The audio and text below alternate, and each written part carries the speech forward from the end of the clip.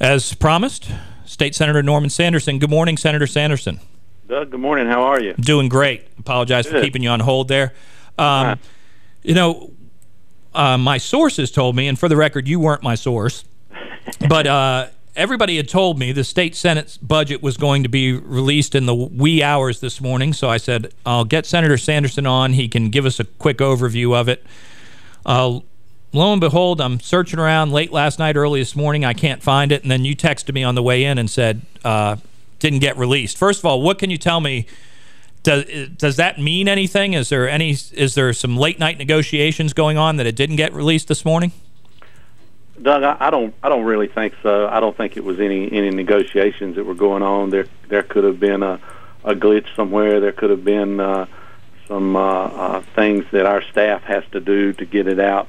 I know that there is a press conference scheduled. I think it's for 12 o'clock today by the Senate leadership to discuss what they're going to do with the budget. So I've been checking every 5 or 10 minutes, looking for it to come.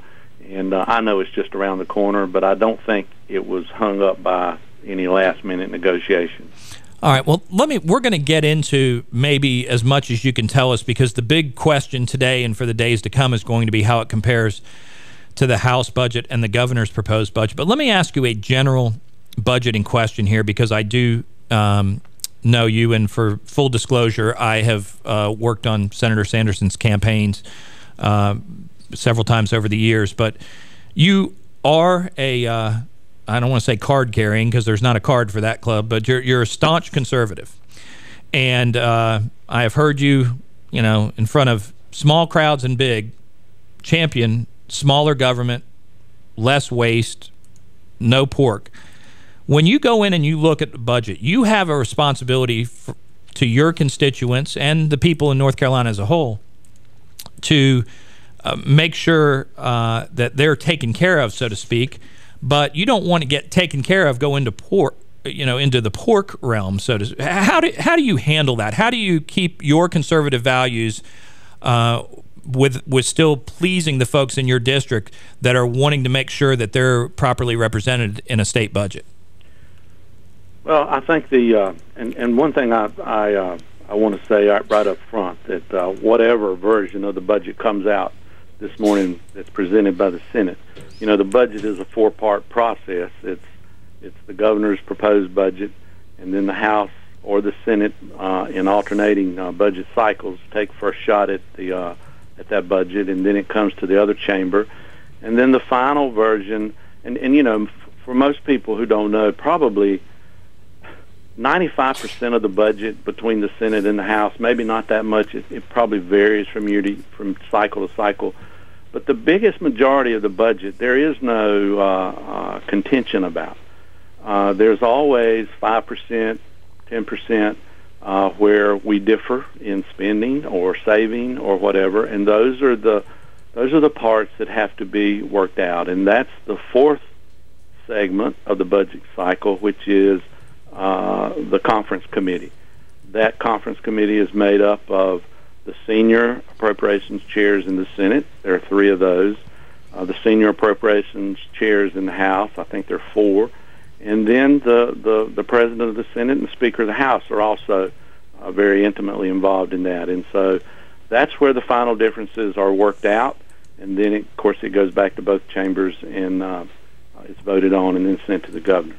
But to get back to your question, I think it just, one of the processes, and this is the first year that I've been intimately involved in the appropriation cycle as a committee co-chair. And, we have the ability to recommend a lot of stuff to our senior chairs. And we take that department by department. I'm a co-chair of the general government, which oversees all of the statewide departments. And we go over their proposed budget. We bring them in. They tell us what they need. They tell us what changes we have done in the General Assembly has caused them to either need more or need less. And we dissect that budget little by little. And that same thing is done in every department, in every portion of the budget that will come together, because the budget is is actually worked on and put together in about 5 or 6 or 7 different sections, and then it all comes together as one piece. And so it's there. We take a lot of time, as we did last week. We spent about 6 or 7 hours in a caucus meeting, and we went over every line item or every major item in the budget. Each department presented their section. We asked questions. We challenged portions, and so all of us are able to have a part to play in not only the part that we have a lot of knowledge about or that we're involved in individually, but also we have that ability to do that in an open session of our caucus. And so that's where I think that we challenge those things that we consider pork. And, when you have a challenge and you have a legitimate reason for challenging something, then we will take a vote on it in our caucus, and we will vote either to take it out or change it or leave it as it is. And so that's the way that we get to those areas that where I may consider pork, another person may not, but we have the ability to sit face to face and to argue our points. We're talking to State Senator Norman Sanderson, and we're talking about the budget.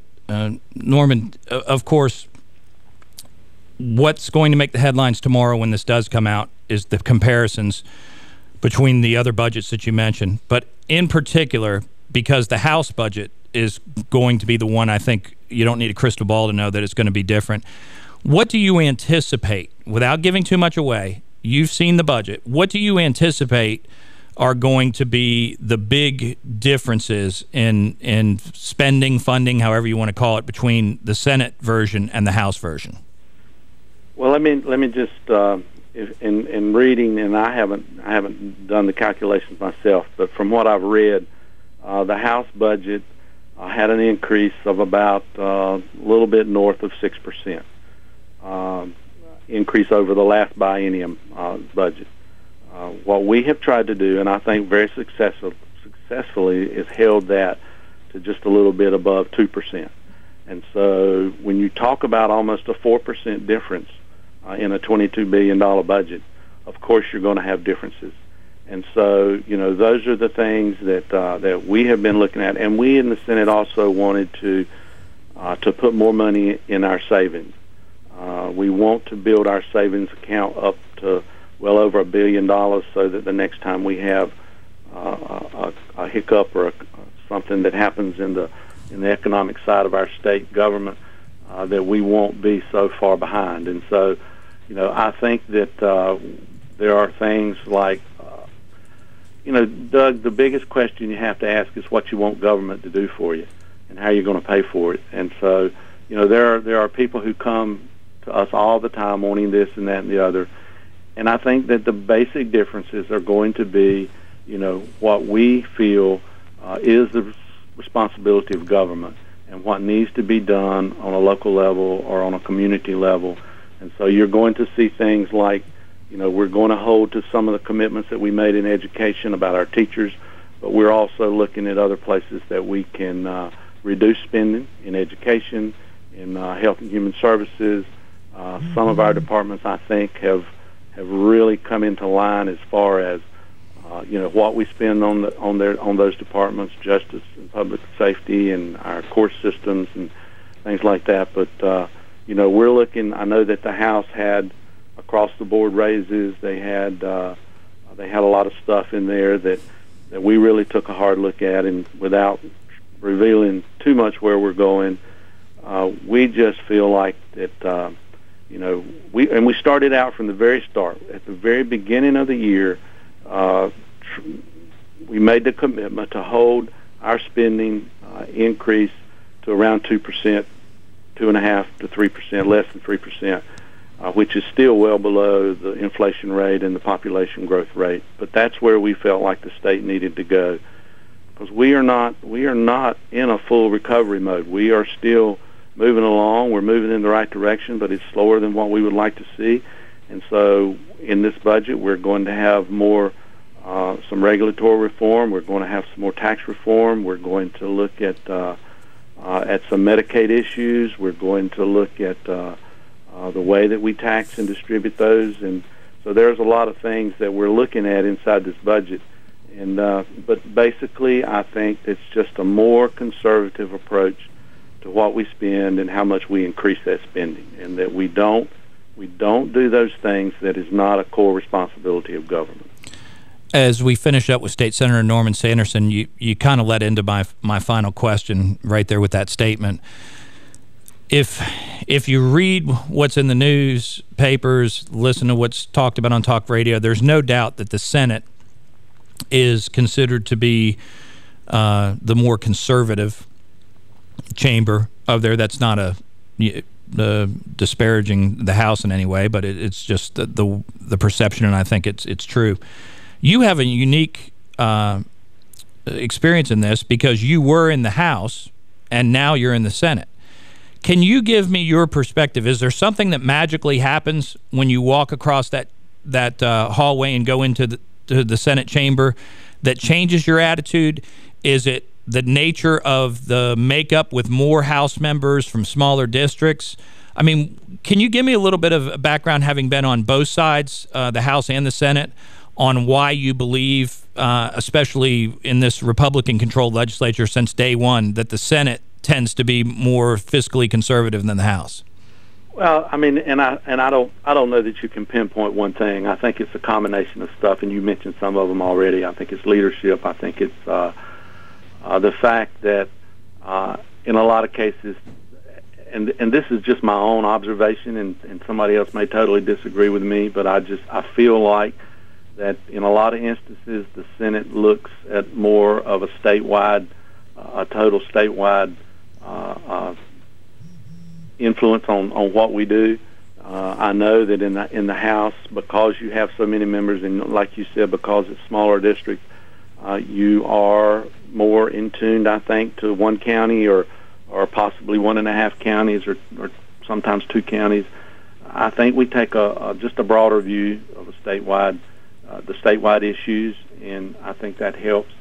But if I had to narrow it down, I would say that it's history and its leadership, and